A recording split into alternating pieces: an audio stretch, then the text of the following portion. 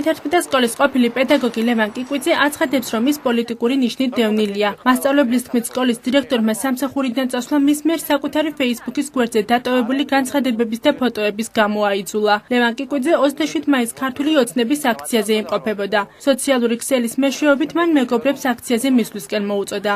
მოგვიანებით ლევან კიკვიძე გამოეხმაურეს საქართველოს ეროვნული გამოცდების ცენტრის დირექტორის გათავისუფლებას და მას ხელისუფლების მორიგი უზნეოს აქციელი უწოდა. მომდევნო დღეს სკოლის დირექტორმა დავით ლავქილოვამ კიკვიძეს აქტივობებზე პასუხი მოსთხოვა და სამსახურიდან წასვლა ურჩია. ბატონ დათოსთან შევედი და მან ეგეთი რაღაცა მითხრა, მოხდა ჩვენ შორის საუბარი და მან მითხრა, რომ არ აქვს მნიშვნელობა დავრჩები თუ არა მე სამსახურში, იმიტომ რომ 15 დღეში მე მაინც გაგანთავისუფლება, ხელშეკრულება შეგიწყვეტო. რჩევა მომცა, რომ იქნებ დავლებოდებოდი ახალ მთავრობას, შეიცვლებოდა ხელისუფლება და ხელფასსაც ისინი გადამიხდიდნენ და შესაბამისად ისინი დამასაქმებდნენ.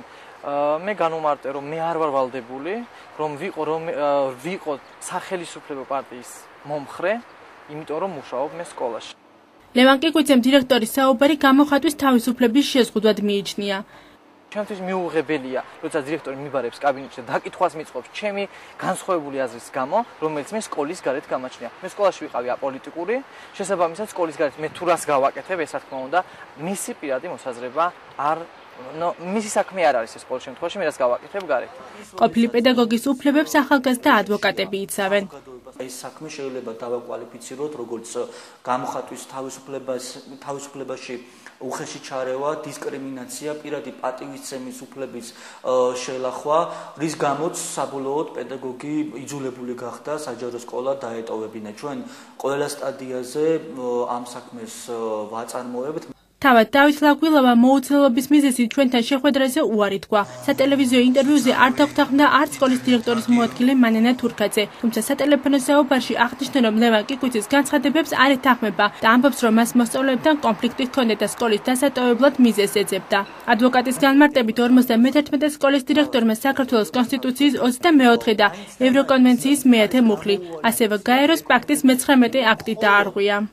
გარდა ამისა, მე მინდა გითხრათ, რომ თავად დირექტორმა დაარღვია ის ხელშეკრულება, რომელიც ბატონ ლევან კიკვიძესთან ჰქონდა შრომითი ხელშეკრულება დადებული, საუბარი ამ შრომითი ხელშეკრულების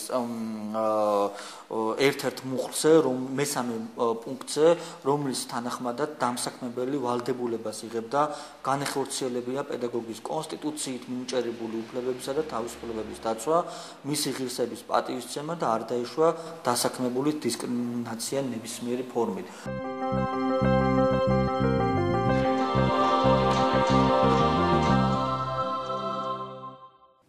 მოგესალმებით. დღეს სტუდიაში სადისკუსიო მაგიდასთან ჩვენ ვისაუბრებთ განათლების სფეროს კიდევ ერთ პრობლემაზე, კიდევ ერთ წახნაგზე, რომელზეც აქამდე ჩვენ სტუდიაში ასე სპეციფიურად და ასე საგანგებოდ არ გვიმშელია, მაგრამ ფაქტია, რომ ეს პრობლემა იქცა დღეს ჩვენი საზოგადოებისთვის დევნა პოლიტიკური ნიშნით, ასე დაარქვა თავის ფილმს გიორგი მგელაძემ სტუდია მონიტორის ჟურნალისტმა და ეს ალბათ იქნება საზომი ჩვენი დღევანდელი გადაცემისთვისაც, როგორ და რა ნიშნით ხდება მასწავლებელთა დევნა, არის თუ არა საერთოდ პოლიტიკური ნიშნით დევნა და როგორ შეიძლება რომ ეს პრობლემა დაძლიოს ჩვენმა საზოგადოებამ. თამარ მოსიაშვილი, სამოქალაქო განვითარების ინსტიტუტის წარმომადგენელი, ია ბჟალავა, პედაგოგი, თავად ასეთი დევნის მსხვერპლი, ირმა პავლიაშვილი, ახალგაზრდა იურისტთა ასოციაციის წარმომადგენელი და გიორგი მგელაძე, რომელიც წარმოგიდგინეთ. დიდი მადლობა, რომ ვისაუბრებთ ამ პრობლემაზე. თუ გადაჭარბებული არ არის, რომ მას პრობლემა დავარქვათ, გაბატონო თამარ. სამწუხაროდ გადაჭარბებული არ არის, რომ ვთქვათ, რომ ხდება პოლიტიკური ნიშნით განათლების სისტემიდან პედაგოგების დევნა. ეს ჩვენ ფილმშიც აისახა და ეს არის ის სამწუხარო რეალობა, რომელზე დაფიქრებაც და რომლის მიუღებლობაც ვფიქრობ, რომ აქტუალურია ძალიან საზოგადოებამ ესეთი ფაქტები არ უნდა მიიღოს. დიდი კვლევა ჩაატარეთ, საზოგადოებას წარუდგინეთ, რა არის ის მექანიზმი, როგორ შეიძლება დავახასიათოთ, რომელსაც დევნიან მასწავლებლებს? პირველ რიგში გარკვეულწილად ამის საშუალებას იძლევა 2010 წლის დეკემბერში კანონი ზოგადი განათლების შესახებ აქვს ხედველობაში შესული ცვლილება, რომლის მიხედვითაც ყველა საჯარო სკოლის სამეურვეო საბჭოში სავალდებულოა განათლებისა და მეცნიერების სამინისტროს ან კიდევ ადგილობრივი ხელისუფლების წარმომადგენლის ყოფნა, ასე ვთქვათ.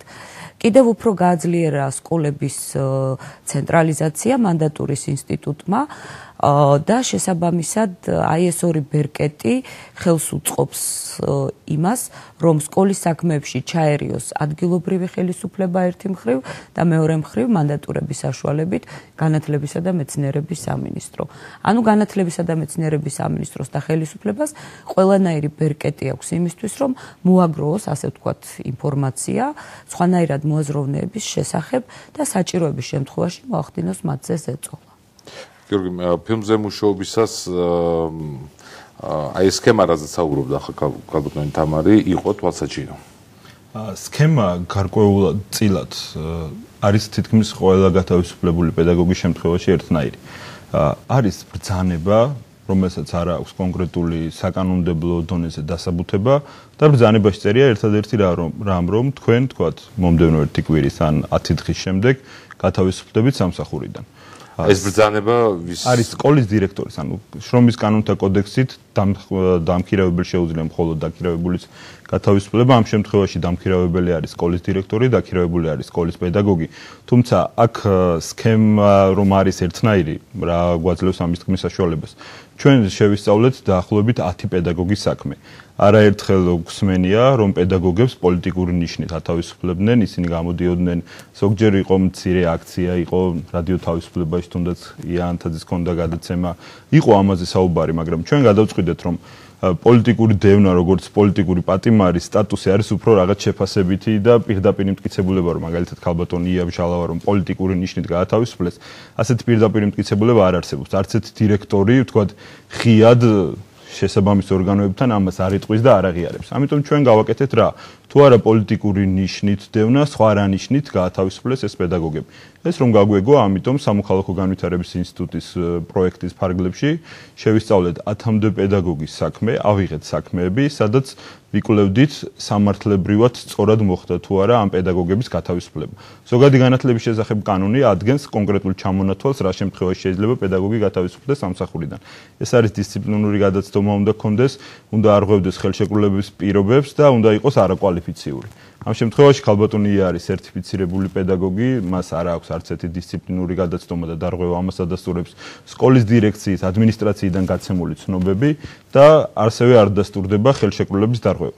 ასეთი ანალოგიური იყო 10-ვე პედაგოგის საქმე, არც ერთ პედაგოგს არ ჰქონდა დისციპლინური გადაცდომა, არ ჰქონდა ხელშეკრულების დარღვევა და ვერ დაუდასტურდა კანონით დადგენილი წესით არაკვალიფიციურება. ანუ თუ არ არსებობს კანონით დადგენილი ის სამი მიზეზი, რითაც იყო შესაძლებელი მათი გათავისუფლება, მაშინ ისმევა კითხვა, რა მიზეზი არსებობს. მიზეზი უნდა ეძიო გათავისუფლების დოკუმენტაციაში. სამწუხაროდ, ყველა ბრძანება არის ერთნაირი, ეყრდნობა შრომის კანონთა კოდექსის 37 მუხლის დექვე პუნქტს, რომელიც უბრალოდ უფლებას აძლევს, რომ გაათავისუფლოს. იქ სხვა არაფერი არ წერია. ამიტომ ჩვენ სათაურის დარქმევაზე დიდხანს ვფიქრობდით, სტუდიის მონიტორის ხელმძღვანელი და ჟურნალისტები თათბირობდით, ასეც ალსახად გვეთქვა თუ არა დევნა პოლიტიკურ ნიშნით. თუმცა თუ არა პოლიტიკურ ნიშნით, აბა რა ნიშნით, ამ კითხვაზე პასუხის არარსებობამ მიგვიყვანა იმაზე, რომ დავარქვით ასეთი სათაური და მართლა ვფიქრობთ, რომ ამ ადამიანების უმრავლესობა აბსოლუტური გათავისუფლებულია კანონის დარღვევით, სამართლის წესების დარღვევით და დიდი ალბათობით პოლიტიკური ნიშნით. თქვენ ქალბატონი ხედავთ თქვენი განთავისუფლების ისტორიაში პოლიტიკურ ნიშანს? ან რა პოლიტიკური ნიშანი შეიძლება ყოფილიყო, რის გამოც თქვენ შეიძლება ამის დანახვას რაიმე განსაკუთრებული ის არ ჭირდება, ხელის გულზე დევს ჩემ შემთხვევაში. მე რამდენიმე მასწავლებელი გავიცანი და გათავისუფლება რა თქმა უნდა ერთ ჩარჩოში იჭდება, მაგრამ არის რაღაცა მცირეოდენი განსხვავება, რომ ვიღაცას საათები შეუმცირეს, შემცირებაში მოყვა, ვიღაცას საგანი შეუმცირეს და ასე შემდეგ.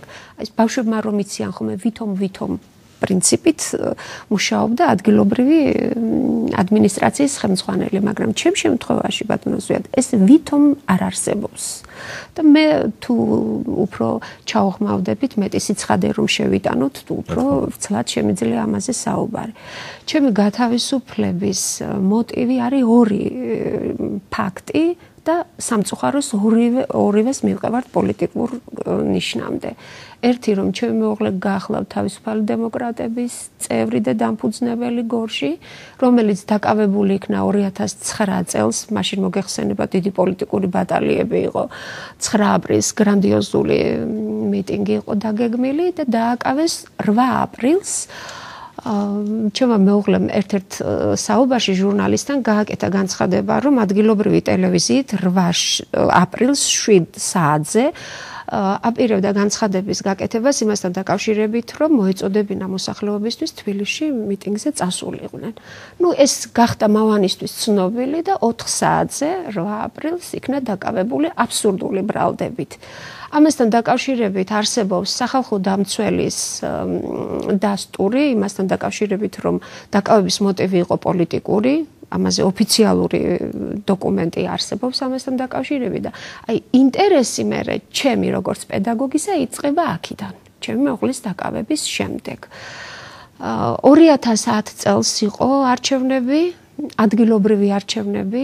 მე გახდით აი ქალბატონმა ბრძანა წეღან რომ სკოლები გახდა საუბნო საარჩევნო უბანი გაიხსნა სკოლებში, ხო ასე იყო ჩვენ შემთხვევაში და მე გახდით კომისიის წევრი. და ჩვეულებრივად ახლა მაშინდელი არჩევნები დიდი აქტიურობით არ გამოირჩეოდა, მაგრამ მიდიოდა ძალიან მშვიდად და როცა უკვე ყველაფერი დამთავრდა, ძალიან საშინელი რეალობის წინაშე დამაყენეს. მე მთავაზობდნენ ისეთ რამეს, რაც ჩემს პრინციპებს ეწინააღმდეგებოდა. ჩემთვის იყო აბსოლუტურად მიუღებელი ეს რის ფასადაც არ უნდა დამჯდომოდა, უბრალოდ ადამიანურად მე ამაზე წასვლა არ შემეძლო. და რა იყო ეს? ანუ ეს იყო გაყალბებულ ოქმზე ხელის მოწერა. ახლა თუ დეტალები გაინტერესებთ ამაზე მე შეიძლება საუბარი, უბრალოდ ერთ-ერთმა პარტიამ, რომლის მიმართ მე არანაირი სიმპათია არ გამაჩნია აბსოლუტურად, მიიღო ხმების გარკვეული რაოდენობა. თქვენ წარმოიდგინეთ მცირე, იქ 67 თუ 68 ხმა იყო საუბარი ამის განულებაზე. ეს ჩემთვის იყო მიუღებელი, აქ არაფერ შუაში არ იყო პოლიტიკა, აბსოლუტურად. მე არ შემეძლო შინაგანად ამის გაკეთება. ეს რითი განსხვავდება მითხარით ადამიანისთვის ჯიბეში ხელის ჩაყოფისგან. ხო? მე ამ კუთხით შევხედე და მე უთხარი რომ მე წავიდოდი დავტოვებდი უბანს, არ შემეძლო ამის გაკეთება. იქ იყო მე ძალიან დიდი დისკუსია ამასთან დაკავშირებით, მე ამის პოლიტიკურ დებატებში გადავიდეთ რომ ის ცუდია, იმან ასე გააკეთა, მაშინ იქ რომ წავიდა და ასე შემდეგ და მიუხედავად იმისა რომ მე უმტკიცებდი რომ ჩვენ გავართ ახლა ფაქტის წინაშე, დებატების დრო წავიდა, დამთავრდა, ხო? ახლა უნდა მიგვეღო ის რაც ცუდია, მაგრამ ეს არის შედეგი, ხო? ასე რომ ერთ-ერთი ფაქტი გახდათ ეს, იყო მაშინაც რაღაც მინიშნებები რომ დასაკარგი ბევრი რამ მაქვს, რომ მყავს 4 შვილი, რომ მაქვს სამსახური და ასე შემდეგ. ეს ყველაფერი დაამთავრეს მათ 2011 წლის შემოდგომაზე, რამდენადაც მე მახსოვს. დეკემბერში თქვენი გათავისუფლება. კი, მე იანვარში გამათავისუფლეს ამ წელს, მაგრამ აქედან მოყოლებული მთელი წელი ყველაზე აქტიურ ფაზაში ჩემს გათავისუფლებაზე საუბარი დაიწყო აქტიურ ფაზაში შევიდა გასული წლის ზაფხულში. ძველ დირექტორს კატეგორიულად თხოვდნენ ჩემს სამსახურიდან გათავისუფლებას. კალბატონი, ეს ისტორია რაც ახლა მოვისმინეთ კალბატონიასგან, უფრო ასახავს დევნას იმ სამოქალაქო პოზიციის გამო, რომელიც შეიძლება ადამიანს კონდეს. მიუხედავად იმისა, იგი არის მასწავლებელი, ექიმი, მშენებელი თუ იგნება უშუალოდ არ უკავშირდება მის პროფესიულ საქმიანობას. ანუ სამოქალაქო პოზიცია მიიჩნიეს, როგორც მოვისმინეთ, დევნის საფუძვლად, ხო? ასეთი ისტორიები თუ იძენს უკვე ვთქვათ, კომპლექსურ ხასიათს, რა მოვლენასანა გვაქვს საქმე? რა თქმა უნდა, ჩვენ ახალგაზრდების ასოციაცია ვახორციელებთ მონიტორინგს და მონიტორინგის შედეგად გამოიკვეთა, რომ არაერთი ადამიანი გათავისუფლდა, ვთქვათ, თავისი პოლიტიკური შეხედულების თუ სამოქალაქო პოზიციის გამო. სავარაუდო პოლიტიკური დევნა. შესაბამისად, ეს ყველაფერი ალბათ მიგვანიშნებს იმაზე, რომ იმანიშნებელია არჩევნებისთვის იმ რაღაც ერთობლივ იმ ერთიანი, ვთქვათ, სამოქალაქო აზრის ჩამოყალიბებაზე, რომ ეს ადამიანები არიან, ვთქვათ, დაშინებულ პოზიციაში და უკვე ამ შემთხვევაში საუბარი, რომ არჩევნები უნდა იყოს სამართლიანი, თავისუფალი და ყველასთვის ერთიანი საარჩევნო გარემო უნდა იყოს შექმნილი, რა თქმა უნდა, კითხვის ნიშნის ქვეშ დგება. როგორც კალბატონიას შემთხვევაში ახალგაზრდების ასოციაციას კიდევ რამდენიმე პედაგოგმა მოგმართა, რომლებიც თვლიდნენ, რომ სავარაუდოდ პოლიტიკური ნიშნით იყვნენ გათავისუფლებულები სამსახურიდან. მათ შემთხვევაშიც გამოყენებული იყო სწორად ეს 37D მუხლის D პუნქტი, რომელიც შრომითი ხელშეკრულების შეწყვეტას მიანიშნებს. და გიორგიმ კარგად აპელაციო შეწყვეტას. დიახ, და გიორგი არანაირი არგუმენტი არ ჭირდება. დიახ, თუმცა უკვე წინააღმდეგობაში მოდის სპეციალურ ნორმასთან, ეს არის ზოგადი განათლების შესახებ კანონი, რომელიც უპირატესი ძალის მქონეა, რა თქმა უნდა, და გიორგიმ დასაწყისში ამაზე აღნიშნა, რომ პედაგოგი უნდა თქვა დირექტორს, როგორც დამსაქმებას შრომითი ხელშეკრულების შეწყვეტა, შეუძლია იმ შემთხვევაში თუ ხელშეკრულების პირობა დაირღვევა, თუ რაღაც არაკვალიფიციურობა დადასტურდება, ესეთი შემთხვევები თუ არის და ამ ადამიანების მიმართ ვთქვათ, ამ ადამიანების მხრივ არ ყოფილა რაიმე დისციპლინარული გადაცდენა ჩადენილი, როდესაც ეს ადამიანები ესე უაპელაციოდ გაათავისუფლეს, არ ყოფილა რაიმე, ვთქვათ, რაიმე ხელშეკრულების რაიმე პირობის დარღვევას არ ქონია ადგილი, ან სკოლის შინაგანა წესის დარღვევას. ასევე კალბატონიას შემთხვევაში, კალბატონი არის სერტიფიცირებული პედაგოგი. პირიქით სკოლა დაინტერესებული უნდა იყოს, რომ მას სერტიფიცირებული პედაგოგები ყავდეს, ვინაიდან თქვენ იცით, რომ 2010 წლიდან ხორციელდება სკოლების ბრენდირება და ერთ-ერთი კრიტერიუმი იმისა, რომ თქვა სკოლა კიდე მორიგ ვარსკვლავს იძენს, ეს არის ის, რომ რამდენი თქვა სერტიფიცირებული და კვალიფიციური პედაგოგი ყავს. შესაბამისად, ინტერესი სკოლის, რომ კალბატონი სამსახურიდან გაეთავისუფლებინა, ამ შემთხვევაში არ უნდა ყოფილიყო, მით უმეტეს, რომ მის მიერ არ იყო ჩადენილი რაიმე დარღვევა, ხელშეკრულების პირობების რაღაც დარღვევა ან შინაგანა წესის დარღვევა. რა ინტერესი უნდა ქონოდა ამ შემთხვევაში სკოლის დირექტორს? სავარაუდოდ აქ იყო ზუსტად ის, რომ პოლიტიკური ნიშნით მოხდა კალბატონიას გათავისუფლება, ვინაიდან ის მისი მეუღლე ისტორიებსაც იცნობთ კალბატონიას და კიდე სხვა პედაგოგების ლოგიკიდან გამომდინარე, სკოლა არ უნდა იყოს დაინტერესებული სკოლიდან გაუშვას კვალიფიციური პედაგოგი. მაგალითად, ერთი ჩემთვის ყველაზე საყურადღებო შემთხვევა იყო, რომელსაც გამოვყოფ, იყო გორში კალბატონი ნანული მეტრეველი, რომელიც ასწავლიდა დაწყებით კლასებს. მე ვნახე ყველა განცხადება, რომელიც იყო შესული სკოლაში და მშობლების აბსოლუტური უმრავლესობა ითხოვდა, რომ მისი შვილი პირველ კლასში მოხვედრილიყო ამ კალბატონთან. თქვათ, რომ ავიღოთ ზუსტი ციფრები არ მახსოვს, 300 განცხადება რო იყო შესული პირველ კლასელი მშობლის. 300-დან 200 ითხოვდა კალბატონ ნანულის კლასში ბავშვის მოხვედრას. იმდენად მოთხოვნადი და კვალიფიციური, საკმაოდ გამოცდილი კალბატონი იყო და 100 ითხოვდა დანარჩენ სამ პირველ კლასში განაწილებას. ასეთ პედაგოგის მას აქვს თქვა 2008 წელს იყო პრეზიდენტის სტიპენდიაზე წარდგენილი პროექტი ირმის ნახტომში იღებდა მონაწილეობას და ჩაატარა ინტეგრირებული გაკვეთილი და გაიმარჯვა. ანუ ბევრი სერტიფიკატის, ბევრი გამოცდილების ეს ყველაფერი აქვს როგორც დღევანდელი ხელისუფლება ყოფს. რევოლუციის შემდეგ მიღებულ პრივილეგიებზე და თქვა სერტიფიკატებზე ვსაუბრობ. ყველანაირი კუთხით ისეთი პედაგოგის ყოფნა სკოლაში უნდა შედიოდეს ადმინისტრაციის ინტერესებში და როცა უმიზეზოდ ასეთ პედაგოგს ათავისუფლებს სკოლის ადმინისტრაცია, რა თქმა უნდა ჩდება ეჭვი, რომ იქ მართლა პოლიტიკური ნიშანი, იმიტომ რომ მისი შვილი არის ქართული პარტიის გორის კოორდინატორი. ამით ხსნიდა თქვა თვითონ მის გათავისუფლებას. და ვინ ავალებს დირექტორს ამას? დავამატებდი ახლა თუ გქონიათ ასეთი ჩვენ რა ფაქტები ამბობენ რომ რესურს ცენტრები. კი, რა ფაქტებიც გქონდა ჩვენ სავარაუდოდ 10 თუ 11-მა პედაგოგმა მოგმართა სამართლებრივი დახმარებისთვის ამ ადამიანებს ვთქვათ ამ ადამიანებზე ზეწოლა იყო სკოლის დირექტორიდან რომ უნდა დაწერო პირადი განცხადები წახვიდე თუ არა და ან მე გამათავისუფლებენ ან მე იძულებული ვიქნები რომ გაგათავისუფლო სამსახურიდან. ასევე ერთ შემთხვევაში ეს იყო ბოლნისის შემთხვევა, როდესაც რესურს ცენტრის ხელმძღვანელიც ესაუბრა ქალბატონს და მანაც განუმარტა რომ მე პირადი ვთქვათ არანაირი ვთქვათ როგორც პედაგოგთან არანაირი პრეტენზია არ გააჩნდა, თუმცა მას უნდა დაეწერა განცხადება და წასულიყო. თავისი ნებით უნდა წასულიყო. უმრავლესად ხოვენ პირველად რომ დაწერა შენი. პირველ რიგ შემთხვევებში, როდესაც ზეპირად განუმარტავენ ამ პედაგოგებს რომ უნდა ვთქვათ თქვენი პოლიტიკური აქტივობიდან და იქიდან გამომდინარე რომ თქვენი ოჯახის წევრი პოლიტიკურად აქტიურია, განსხვავებული პოლიტიკური შეხედულება აქვს და პოლიტიკურ საქმიანობაში არის კონკრეტულ პარტიასთან ვთქვათ ჩაბმული, ვთქვათ ისინი მათ უნდა დაწერონ განცხადებები, პირადი განცხადები დატოვენ და როდესაც უკვე წინააღმდეგობა ხდებათ, იყენებენ ან 37 რიგ შემთხვევაში უმეტეს უпростоრად უმეტეს შემთხვევაში იყენებენ 37 დ-პუნქტს და ერთ შემთხვევაში იყო 38-ეს ხელშეკრულების პირობების დარღვევა, თუმცა რა პირობები დარღვია ამ ქალბატონმა, მას არ განუმარტეს. ჩვენ ძალიან დიდი სურვილი გვქონდა რომ დღევანდელ გადაცემაში განათლებისა და მეცნიერების სამინისტროს წარმომადგენლებს მიიღოთ მონაწილეობა, მათ კატეგორიული უარი თქვეს იმ მოტივით რომ ასეთი ფაქტები არ ხდება და ჩვენ რა მოვიდეთ და დავიმართოთ და ვიბუდიშოთ, რომ ეს იყო მათი არგუმენტი. რამოდენიმე დირექტორსაც შევეხმიანეთ რომ საშუალო საჯარო სკოლების დირექტორებს რომ მიიღოთ მონაწილეობა, მიუხედავად იმისა რომ არანაირი ფაქტი ჯერჯერობით არ გვაქვს რომ ამ სკოლიდან ასევე გაუთავისუფლებიათ მასწავლებელი რაიმე ნიშნით, მაგრამ მათაც უარი თქვეს.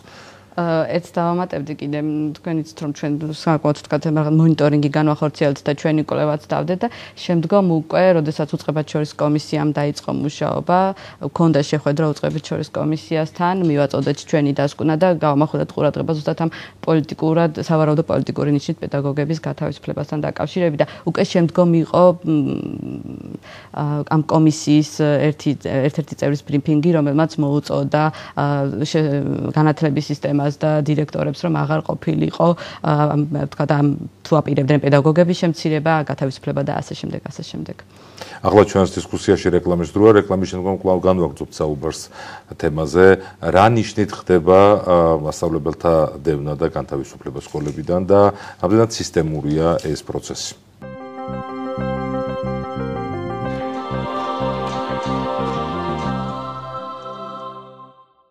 სტუდიარე განაგრძობს დისკუსიას იაბჟალავა, თამარ მუსიაშვილი, ირმა პავლიაშვილი და გიორგი მგელაძე არიან ჩვენი გადაცემის სტუმრები. ქალბატონ თამარ, რამდენიმე მაგალითი გავიხსენეთ ჩვენ გადაცემის პირველ ნაწილში, როცა საუბრობდით მასწავლებელთა გათავისუფლებაზე და იკვეთება, რა ვიცი, მაინტერესებს თქვენი მოსაზრებაც და რა თქმა უნდა თქვენ ფაქტებიც გექნებათ შესაბამისი. იკვეთება ასეთი რამ, რომ დირექტორები არიან პირველი პირები, ვინც ესაუბრებიან მასწავლებლებს, რომ დაწერონ განცხადება და წავიდნენ. შემდგომ ესაუბრებიან რესურს ცენტრის წარმომადგენლები და თუ ეს საუბარი არ ჭრის, ადის თუ არა დაუშვათ ასეთი გასაუბრება კიდევ უფრო მაღალ ინსტანციებში თუ მერე დირექტორი პირდაპირ წერს ბრძანებას. მე რამდენადაც ვიცი, ბუნებრივია პირველ ეტაპზე ხდება მოლაპარაკება, თქვათ დაქირავებულთან, რომ ამ ადამიანმა დაწეროს განცხადება და თუ არ დაწერა, დირექტორს აქვს ინსტრუქცია, რომ დაწეროს ძალიან სტანდარტული ბრძანება და გაათავისუფლოს ეს ადამიანი. იმ გათავისუფლებული მასწავლებლების ისტორიებში, რომელთაც თქვენ მე გაესაუბრეთ და ასევე გააკეთეთ ჩანაწერები, ძირითადად რა არგუმენტები ჭარბობს ხოლმე, რას თავაზობენ დირექტორები, რის საფუძვლად სამოქალაქეებმა მასწავლებლებმა უნდა დაწერონ განცხადება. მე მაგალითად ვიცი ასეთი ამბავი, რომ ერთმა დირექტორმა თავის კოლეგას უთხრა, რომ ძალიან გთხოვ ახლა დაწერე განცხადება, ძალიან გთხოვ, შენ ჩემი მეგობარი ხარ, 1-2 დღე ჩვენ არ გვაკავშირებს თითქმის მთელი ცხოვრება და გარწმუნებ მე შემოდგომაზე შენ აუცილებლად დაგაბრუნებ. ეს რომელი შემოდგომა იგულისხმება? 2012 წლის შემოდგომა იგულისხმებოდა. ანუ ბუნებრივია, რომ თვითონ დირექტორები აღარ არიან დამოუკიდებლები და ძალიან სამწუხაროა, რასაც ვამბობ, პრაქტიკულად ხდებიან ბრმაშემსრულებლები ასეთი ტიპის დირექტივების. აღარ აქვთ, ასე ვთქვათ, წინააღმდეგობის გაწევის უნარი და სკოლაში სამეურვეო საბჭოც არ არის ქმედუნარიანი, ასე ვთქვათ, და სკოლა ფაქტობრივად არ არის, შეიძლება ქმედუნარიანი, თორემ კანონით სამეურვეო საბჭო დღეს არის საკმაოდ გავლენიანი. კი, უნდა კონდეს მას 2005 წელთან შედარებით ძალიან უფლება შელახული და შეზღუდული.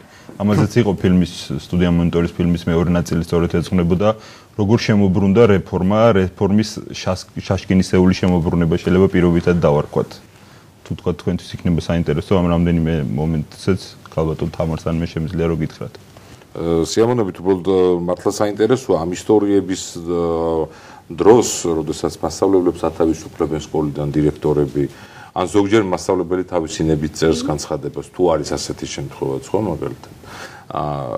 სამეურვეო საბჭოს აქვს თუ არა, ქონდა თუ არა რომელიმე შემთხვევაში, მაგალითად, ისეთი პრეცედენტი თუ დაუშვია, რომ თვითონ ჩარეული ყოს და გაერკვიოს, რატომ უნდა წავიდეს ეს მასწავლებელი. მაგალითად, ქალბატონი დანული მეტრეველი ჩვენ ახსენეთ. კი, გეტყვით, სამეურვეო საბჭო, ანუ კანონით სამეურვეო საბჭო თუ მისი წევრია პედაგოგი, მაშინ აძლევს დასტურს გათავისუფლება არ გათავისუფლებაზე. ოღონდ გარდა სამეურვეო საბჭოსა 2005 წელს მიღებული ზოგადი განათლების შესახებ კანონი სკოლაში რამდენიმე ავტონომიურ წარმონაქმნს ქმნიდა. მაგალითად, ერთ-ერთი იყო პედაგოგიური საბჭო.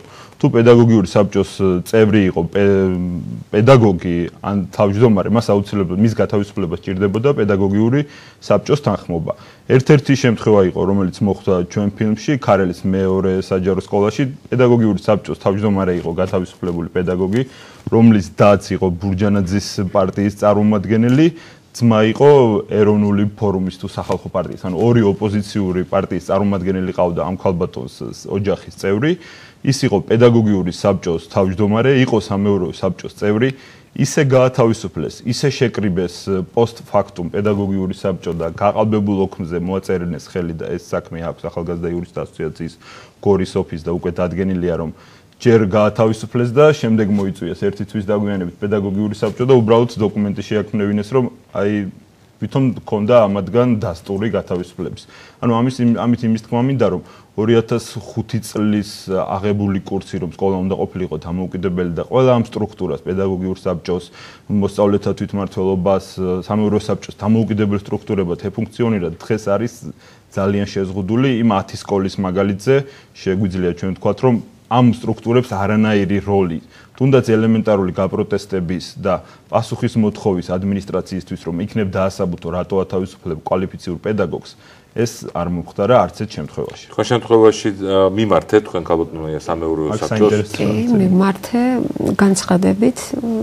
შევეცადე დამესაბუთებინა. განთავისუფლების ბრძანების შემდგომ. დიახ, მე ვთხოვდი პედაგოგიურ საბჭოსაც მიმართე ორივეს ერთი ტიპის განცხადებით. მე ვთვლიდი, რომ დირექტორი, რომელიც იყო 3 კვირის მოსული, რომელიც კოლექტივს პრაქტიკულად არ იცნობდა, რომელსაც ბუნებრივი არჩევს პედაგოგიურ შესაძლებლობაზე უნდა ქონოდა ინფორმაცია, ფიქრობდი, რომ ეს იყო ნაჩქარევი გადაწყვეტილება და ვთხოვდი, რომ განეხილათ ჩემი საკითხი.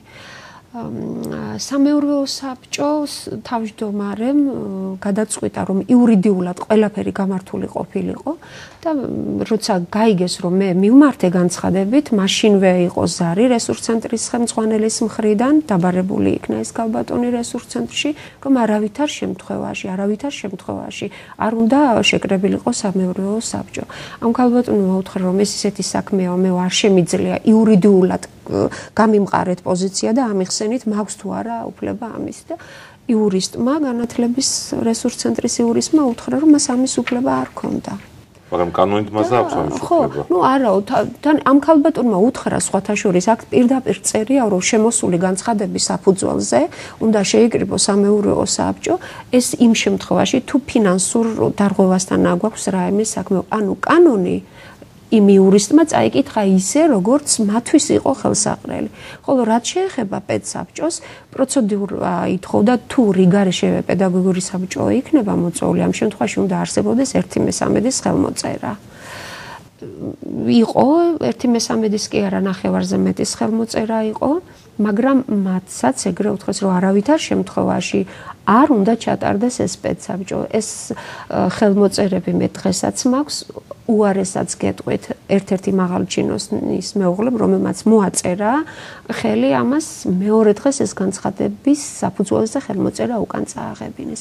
ანუ მე ვითხოვდი მხოლოდ რომ ნებართვა ქონოდა პედსაბჭოს, რომ ჩატარებულიყო პედსაბჭო, ჩემი საკითხი რომ განხილულიყო, მაგრამ ზოგიერთმა ეს მიიღო, რომ თითქოს ესენი ჩემს დარჩენას აწერდნენ ხელს და ზოგიერთის აზროვნება უფრო შორს ვერ წავიდა.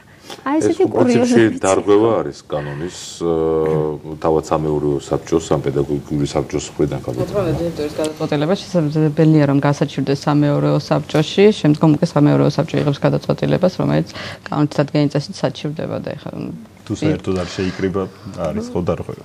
კი.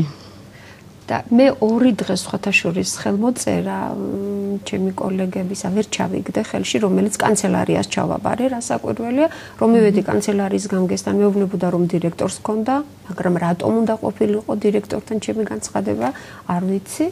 და ორი დღის მერე, როცა მომწეს, ანუ იქ ვადებზე იყო გათვლილი, თქვა, რამდენი ხანი მქონდა ვადა, შეკრებილიყო ეს სპეცსაბჭო და ასე შემდეგ.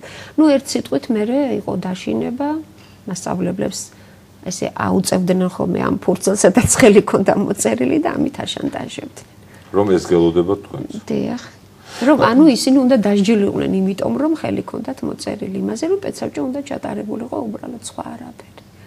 რომელიმე საქმე, მე როგორც ვიცი, ძალიან ბევრი საქმე არის სასამართლო ინსტანციაში დღეს გადასული.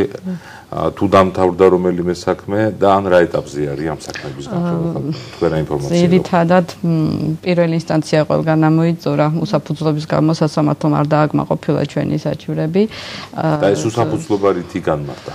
ანუ იმით განმარტა, რომ თქვა დირექტორს ჰქონდა უფლება, რომ შეეწყვიტოს შრომის ხელშეკრულება. შეიძლება დავამატო რაღაც ერთი სასამართლოსთან დაკავშირებით ჩვენ მცირე სტატისტიკა ვაჩვენეთ ფილმში თითქმის ყველა საქმე, რადგან ფილმში იყო საუბარი, წავიდა სასამართლოში, ყველა პროცესი წააგო იურისტებმა, აბსოლუტურად ყველა რაც წავიდა, სააპელაციო ჩათვლით თითქმის ყველას, ვინც ფილმში მოხვდა, გავლილი აქვს უკვე და წაგებული აქვს. ოღონდ ეხა უზენაესია ნაწილი საქმე. აქ იყო ერთი საინტერესო რაღაც. უკაცრავად ვიდეო საინტერესო დეტალს გაიხსენებთ გიორგი. ეს საქმეები, გადაწყვეტილებები ამ საქმეებზე იდენტურია? კი. კი. და წერია ზუსტად მაგაც ხსნიდი ეხლა ზვიად რომ არის რა სასამართლო არ ხდის სადაოთ იმას რომ სკოლის დირექტორს 37 მუხლის დეექვე პუნქტით ქონდა გათავისუფლების უფლება. თუმცა აქ მე ფილმში ავსახე ორი სასამართლოს გადაწყვეტილება, საკონსტიტუციო სასამართლოს და უზენაეს სასამართლოს. 2010 წელს მიღებული გადაწყვეტილებები და რა წერია ამ გადაწყვეტილებაში? განიხილებოდა სულ სხვა საქმე, სადაც იყო რაზე დავა რომ 37 მუხლის დექვე პუნქტით შეიძლება თუ არა ადამიანის სამსახურიდან გათავისუფლება. სულ სხვა პედაგოგზე არ იყო საუბარი. უზენაესმა სასამართლომ გამოიტანა გადაწყვეტილება და გადაწყვეტილებაში პირდაპირ წერია ფილმში გრაფიკულადაც ვაჩვენე რომ მხოლოდ 37 მუხლის დექვე პუნქტზე დაყრდნობით არ შეიძლება ადამიანის დაქირავებულის სამსახურიდან გათავისუფლება. გარდა ეს მუხლი უბრალოდ ანუ რო წარმოვიდგინოთ ცოტა უფრო ადამიანურ ენაზე, ეს აძლევს დირექტორს უფლებამოსილებას, რომ თუ სხვა მოცემულობები იარსებებს და გამოსცეს ბრძანება. სხვა ამ მუხლის ფუნქცია სხვა არაფერი არ არის.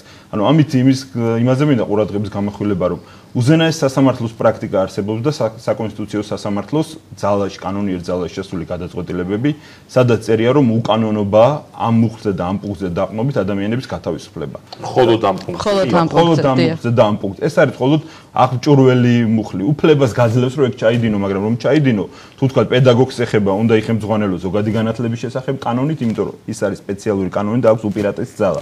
ვიდრე ზოგადად დადგენილ მუხლს. და ჩვენ ფილმში ზუსტად ეს ავსახე რომ სასამართლოს აქვს ორმაგი სტანდარტი 2000 აი ეს რო იყო თქვა 10 წლის წინანდელი გადაწყვეტილება ხმას არ ამოვიღებ ჩემთვის როგორც ჟურნალისტის ყველაზე უფრო აი გამაღიზიანებელი იყო ის რომ ის სასამართლო შემადგენლობა ის სასამართლო თავმჯდომარე სასამართლოს იგივე თავმჯდომარე და იგივე პოლიტიკური სიტუაცია ყველაფერი იგივეა რაც იყო 2010 წელს თუმცა 2010 წელს თვლიდა ასე და დღეს რა კი ძალიან ბევრი დაგროვდა ესეც საქმე. ფილმში მოხდა 10 თორე დაახლოებით 100-მდე საქმეა მთელი საქართველოს მასშტაბით. ჩვენ რა თქმა უნდა ისედაც 40 წუთი გამოვიდა და მე ვიճება რომ ვინმე სურვილი გაუჩნდეს რომ ამ ხელა ფილმს უყუროს თუ სპეციალური ინტერესი არ აქვს. ჩვენ ვფიქრობთ რომ ეს არის ძალიან დიდი პრობლემა, როცა სასამართლოს აქვს ორმაგი მიდგომა. მაგის სტანდარტი. და მე რა მინდა გითხრათ, იცით?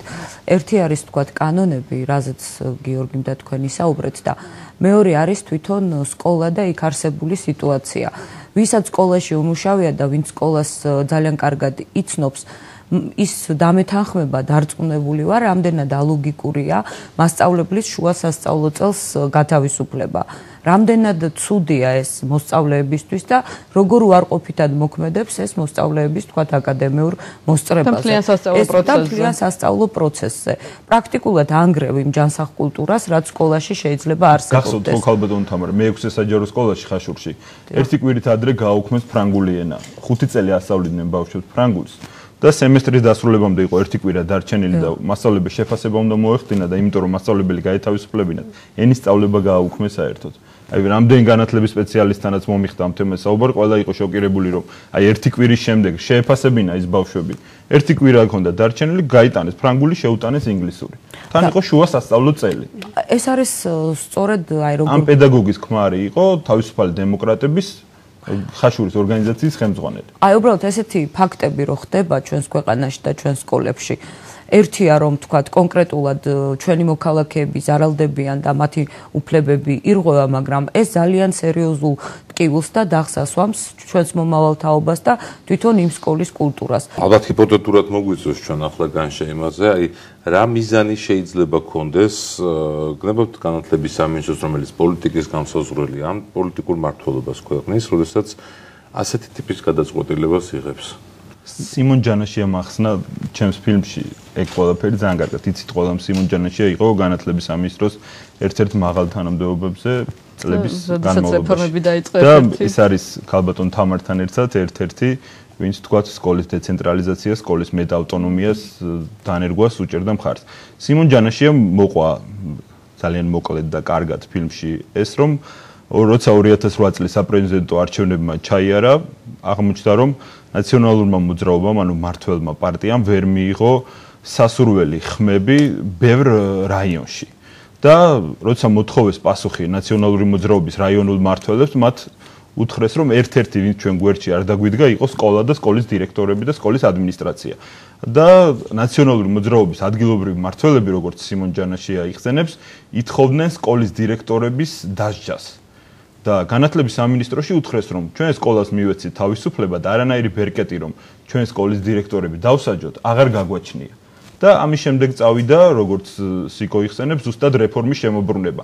შევიდა კანონში 30-მდე ცვლილება, რამაც უკვე საშუალება მისცა დირექტორის დათხოვნა, სამეურვეო საბჭოს დათხოვნა გაუმარტივდა განათლების სამინისტროს. მაგალითად, თუ ადრე იყო საჭირო რომ ორჯერ უნდა გაფრთხილება მომხდარიყო სამეურვეო საბჭოსი და თუ ის კანონს დაარღვევდა და ვერ მიიღებდა ბიუჯეტს და შემდეგ შეეძლო განათლების მინისტრს დათხოვა სამეურვეო საბჭოს, დღეს პირდაპირ შეუძლია ამის გაკეთება. შეუძლია ახლა განუსაზღვრელი ვადით დანიშნოს დირექტორის მოვალეობის შემსრულებელი. ანუ ამას იმიტომ აკეთებს სამინისტრო და დაუშვათ პოლიტიკური მმართველობა, რომ სკოლამ დაუჭიროს, სკოლამ ამ შემთხვევაში სკოლის დირექტორმა, პედაგოგებმა დაუჭიროს სკოლის ადმინისტრაციული რესურსი გამოიყენონ არჩევნებში. ასე ხსნეს სიკო ჯანაშია. მე სხვა მოსაზრებები აი თქვენ ქალბატონო. აი მეც შეიძლება ცოტა უფრო მკაცრი შეფასება გამომივიდეს, მაგრამ მე ვფიქრობ, რომ ხელისუფლება ცდილობს პოლიტიკური ბრძოლის პლაცდარმად გამოიყენოს სკოლა. სამწუხაროდ.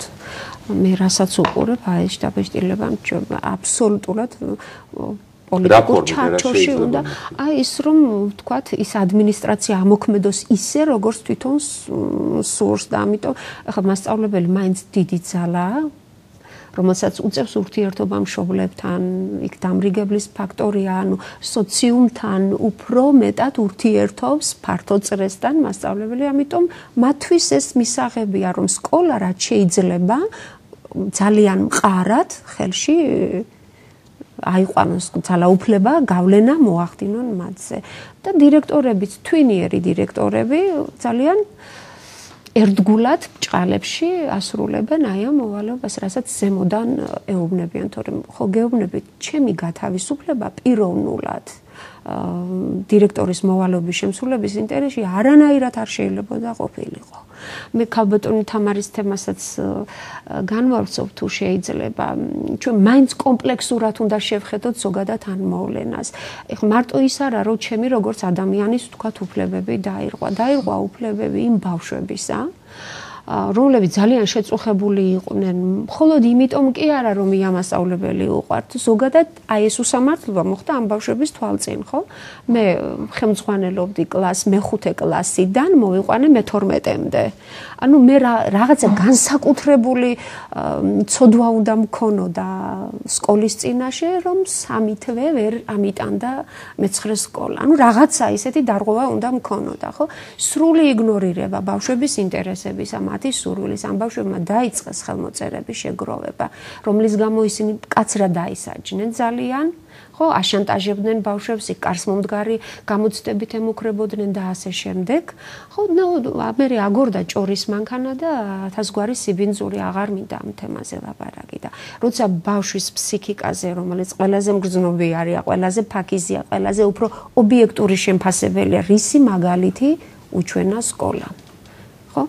არ ვიცი, გეუბნებით მე ყველაზე მტკივნეულად განვიცდიდი ამ ჩემს ბავშვებთან ამგვარი ურთიერთობის გაწყვეტას და ეს იყო საშინელი. ამიტომ აქ მე მგონი იმ ბავშვთა უფლებების დამცველ ორგანიზაციებსაც უნდა მოусმინოთ და უნდა გამოთქვან მათაც თავისი აზრი ამასთან დაკავშირებით. ამიტომ ამას გულისხმობ, როცა ვამბობ, რომ ცოტა კომპლექსურად უნდა შევხედოთ ამას და სკოლა არჩევნების პროცესში ეს მუდმივი თემაა, რაც დამოუკიდებელი არსებობა აქვს ჩვენ სახელმწიფოს ბოლო 20 წლის მანძილზე, სულ მუდმივად ტრიალებს ეს თემა. იყო მცდელობა, რომ მოდით პირიქით დავაშოროთ ეს პოლიტიკური პროცესი სკოლას და იყო არჩევნების ციკლი, როდესაც მაგალითად ამბობდნენ, რომ აი სკოლაში არ იყოს საუბნო კომისიები. მაინც ექნება ზუსტად. ახლა პირიქით შეხება 100,000 მოსწავლეა, 60,000 მასწავლებელია. ანუ არ შეიძლება თითქმის ყოველ მესამე ოჯახს შეხება აქვს სკოლასთან. ან მოსწავლე ყავს, ან მასწავლებელი, მე მაგალითად 2 მასწავლებელი მყავს. ანუ ერთი მოსწავლე მყავს ოჯახში და ყველას აქვს რაღაც შეხება. ეს არის ძალიან მოცულობითი სფერო, ამიტომ სკოლის კონტროლი ალბათ სასურველია და კი და ამიტომაც ეს ცვლილებებით უკვე შემდგომ და სამწუხაროდ ადვილის სამართავიც გახდნენ მასწავლებლები ჩვენ და საუბედუროთ. იცით ძალიან. სხვათა შორის ახლა მე გამახსენდა 2010 წელი. ჩვენთან მოვიდა 2 პედაგოგი, რომლებიც იყვნენ კახეთიდან, კერძოდ ყვარლის რაიონის სოფელ შილდიდან, ჩვენ მათი წერილები ჩვენი ორგანიზაციის ვებგვერდზეც ავტვირთეთ და ამ ადამიანებმა წერილი მისწერეს ბატონ შაშკინს. ეს ხდება ადგილობრივი არჩევნების დასრულების შემდგომ, თუ არ ვცდები, იყო ივლისი, სადაც ეს ადამიანები წერდნენ, როგორი დამსახურებები აქვთ, რომ მასწავლებლები იყვნენ ეს ორივე ადამიანი, რომ მათ აქვთ ძალიან დიდი დამსახურება, ასე შემდეგ. მაგრამ მოხდა კადრების შემცირება და ჩვენმა დირექტორმა გაგვათავისუფლა სკოლიდანო. და იცითო ჩვენ ვინ ვართო? ჩვენ ავტვირთეთ ფრიად კურიოზული რამ უნდა ვთქვა. თქვენო არჩევნებშიც დაგეხმარეთო. მე არჩევნების კოორდინატორი ვიყავიო და დავდიოდიო ჩემს უბანშიო, მოსახლეობას ხვდებოდი იმისთვისო, რომ ჩვენი პრეზიდენტის პარტიას გაემარჯვა ადგილობრივ თვითმმართველობაზეო. ესე იგი, თუ გახსოვთ 2010 წელს, მაგრამ იკვეთება თურმე რომ არც იმდობენ იმ მასწავლებლებსაც, რომლებიც მათ ემსახურებიან. იმიტომ რომ მაშინ 2010 წელს, როდესაც გაცხადდა ასეთი რამ, რომ მასწავლებლები უნდა შემცირდნენ სკოლებში და მაშინ იყო დაახლოებით თუ ზუსტად მახსოვს 75,000 მასწავლებელი და დღეს 61,000 არის. თუ არ ვცდები საქართველოში მასწავლებელი, ზუსტად არჩევნების შემდეგ დაიწყო მასწავლებლების შემცირება. ეხლა, როდესაც მასწავლებლების შემცირება ხდება, ბუნებრივია, ვთქვათ, შემცირება შეიძლება ჰქონდეს ლოგიკური მიზეზი და შეიძლება ჰქონდეს ალოგიკური მიზეზი. როდესაც მაგალითად სკოლაში გაქვს 4 დაწყებითი ელემენტარული კლასი, ვთქვათ, ელემენტარული საფეხურის 4 კლასი და ყავს 12 მასწავლებელი, აქ მასწავლებლის შემცირება არის ლოგიკური და უნდა შეამცირო მისი კვალიფიკაციიდან გამომდინარე. ანუ შემცირება ზოგჯერ ბუნებაში ხო ხდება, მაგრამ ბატონმა შაშკინმა ეს შემცირება, იმიტომ რომ ვთქვათ, კლასში მოსწავლეთა რაოდენობა გაეზარდა, ესეც იყო მიუღებელი სხვათა შორის და ვთქვათ, ფული დაეზოგა ამასთან დაკავშირებით, ჩაატარა არჩევნების დასრულების შემდეგ. ასე მოატყუა მან მასწავლებლები. და იმ წერილებს ჩვენ კიდე არის ატვირთული, შეგვიძლია საზოგადოებას ხელახლა გაუზიაროთ, როდესაც ეს მოქალაქე თავისი გვარის, სახელის, მისამართის იდენტიფიცირებით წერს, როგორ უსამართლოდ მოექცნენ მას იმის მიუხედავად, რომ არჩევნებში მან საკმაოდ აქტიურად იღვაწა, თქვათ, მართველი პარტიის სასარგებლოდ. ზუსტად ეს არის ჩემი აზრით ჩვენი ტიპის სახელმწიფოს დამოკიდებულება ეგრეთ წოდებულ ასე ვთქვათ, იმ ადამიანების მიმართაც, ვინც ასე ვთქვათ, მათი წესების მიხედვითაც მოქმედებს. ამით რისი თქმა მინდა, რომ ის ადამიანები, რომლებიც ვთქვათ, ყოველგვარი გააზრების გარეშე ასრულებენ ადგილობრივი ხელისუფლების იქნება რესურს ცენტრის ბრძანებებს, ძალიან მშვიდად იქნებიან. ეს მათ უსაფრთხოების გარანტიას არ უქმნის, იმიტომ რომ უსამართლობა თავისთავად ვერანაირად ვერ შექმნის უსაფრთხოების გარანტიას. და ეს ფაქტი მხოლოდ ამიტომ გავიხსენე. ანუ ესეთი რამ მინდამთლად ვეკილის როლში ვიყო, თუმცა აშკარად გრძნობ რომ გვაკლია დღეს სადისკუსიო მაგიდასთან ოპონენტი. მაგრამ აი როდესაც აი ისეთ მასწავლებელსაც ათავისუფლებენ ქალბატონებმა, რომელიც ამტკიცებს რომ მე ვემსახურე მთავრობას და რაც დამავალა მართლმა პარტიამ ის გავაკეთე, მაგრამ მაინც დამსაჯეს და თურმე ნუ გამიშვეს სკოლიდან, მაგრამ ამ დროს სამინისტრო ხელმძღვანელობს ოპტიმიზაციის მოტივით ან და იმ ინტერესით რა ინტერესით მაგრამ ხომ შეიძლებოდა დაუშვათ ის მასწავლებლები რომლებიც აი ახლა ერთბაშად ძალიან ბევრი დაგროვდა ხომ საქართველოში პოლიტიკური ნიშნით გაათავისუფლეს და იკვეთება პოლიტიკური ნიშანი რატომ არ გამოიყენეს ასეთი ტიპის ადმინისტრირებული მექანიზმი საათების შემცირება ან სხვა რამ მექანიზმი რატომ წავიდნენ ასე ხისტად რაში შეიძლება ეს დაჭირდეს მთავრობას სავარაუდოდ ეს ხისტი პოლიტიკა მათ დასჭირდათ იმისთვის რომ თქვა საზოგადოება დაეშინებინათ რომ საზოგადოებისთვის ეჩვენებინათ რომ ისინი თქვა არ დაიხევდნენ უკან და ესე თქვა გადამწყვეტ ზომებს მიმართავდნენ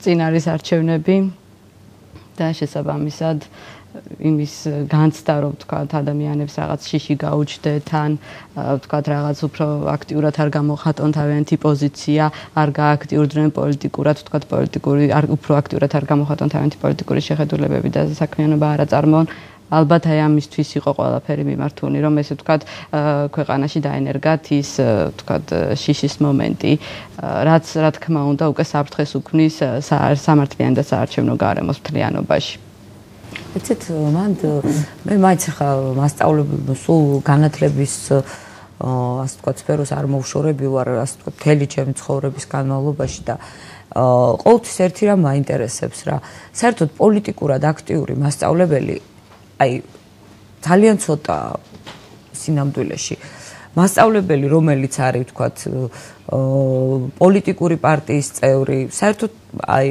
შეიძლება ითქვას რომ მე არც კი ვიცნობ ანუ საუბარი არის რაზე ერთის მხრივ ვფიქრობ მათი ოჯახის წევრების ვთქვათ მათ ოჯახის წევრებზე ზეწოლაში და მეორეს მხრივ გონიათ რომ და გარკვეულწილად წინ არჩევნებში ალბათ მიაღწიეს რომ როდესაც მასწავლებლებს ასე ვთქვათ დააშინებენ ეს მასწავლებელი მივა და ხუთიანს შემოხაზავს 5 ნომერს შემოხაზავს.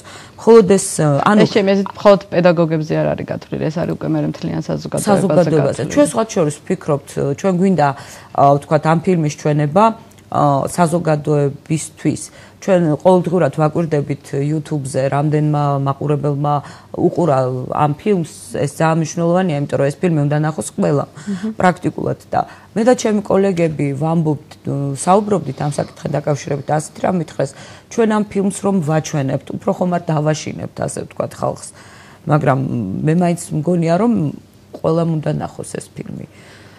თუნდაც იმ კუთხით რომ რაუფლებები აქვს ამას აუცილებლად განათლების წარმომადგენლებმა სტუდია მონიტორის და მიერ მომზადებული ეს ფილმი და სამოქალაქო განვითარების ინსტიტუტის მიერ ჩატარებული კვლევა ისე როგორც ახალგაზრდა იურისტთა ასოციაციის მიერ წარმოებული ეს პროცესები და კონკრეტულად ქალბატონ იაბჟალავას ისტორია, რომელიც ერთ-ერთია იმ ისტორიათაგანი, რომელზეც მიდის საუბარი ფილმში და დღეს ჩვენს გადაცემაშიც, იყო სწორედ მამოძრავებელი ჩვენი დღევანდელი დისკუსიისა და განმაპირობებელია იმ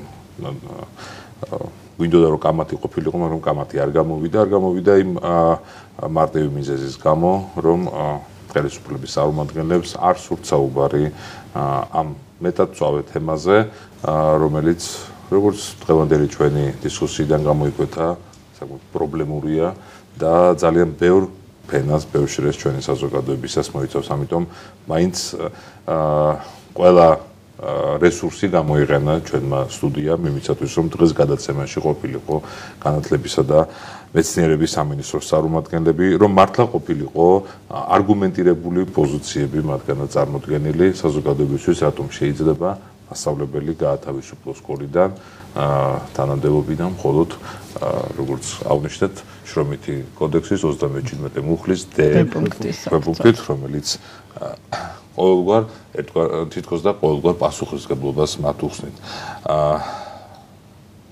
დიდი მადლობა, რომ მიიღეთ ჩვენს გადაცემაში მონაწილეობა და კიდევ ერთხელ დიდი მადლობა, რომ აი ეს თემა მასწავლებელთა დევნა,